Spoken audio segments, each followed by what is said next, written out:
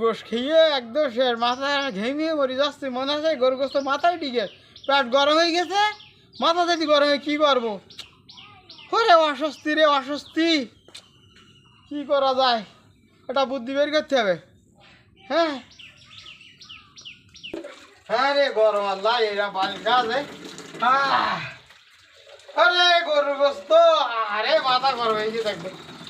এই মোস্তাকে,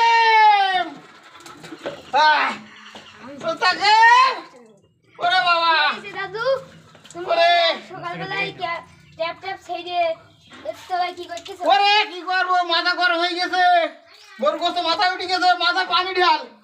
ঠিক আছে, ওরে ওরে ওরে পানি দে, পানি দে। তোমার এমন হবে না, তখন ডাক্তার বাড়ি যাইতে হবে। ওরে রাখ তো, ডাক্তার বাড়ি পানি ঢাল। কোন ওই ডাক্তার বাড়ি যাওয়া যাবে না, এই সপ্তাহ কাল গরুর গোস্ত খাইতে হবে, বুঝতে পারছি? এই গরু ডাক্তার বাড়ি গেলে কি করবে? গরু গোস্ত খাই না, এটা খাই না, সেটা খাই না, শেষ করে দেবে। আমি যাবো না, তুই পানি দে, মাথায় পাইছে।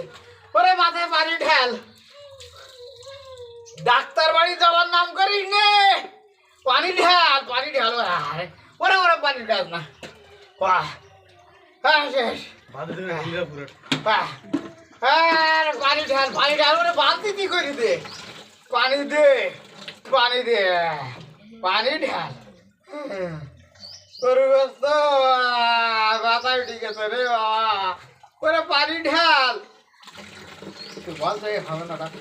হবে না ভাই, তুই ডাক্তার বাড়ি আসো। ওরে হবে না, তুই পানি ঢাল। ডাক্তার বাড়ি যাওয়া জায়গায় নেবো, ডাক্তার মানুষ না ও বলবে আরে এই গরু গোস্ত খাই না, দুই নির্বার একটু গরু গোস্ত খাবো। হবে না।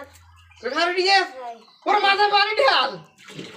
ওরে বালতি করে দে, এরা পানি ঢাল না, বালতি দে, বালতি দে। আল্লাহ দে,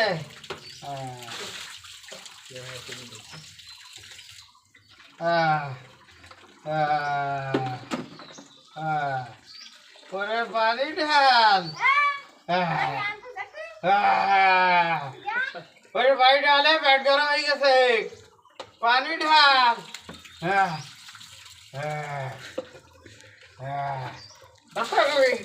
ওরে ধর ধর ধর ধর ধর ধর ধর, ওরে বাবা রে, আরে কুরবানির গোস্ত খাবো, কি করে খাবো? হ্যাঁ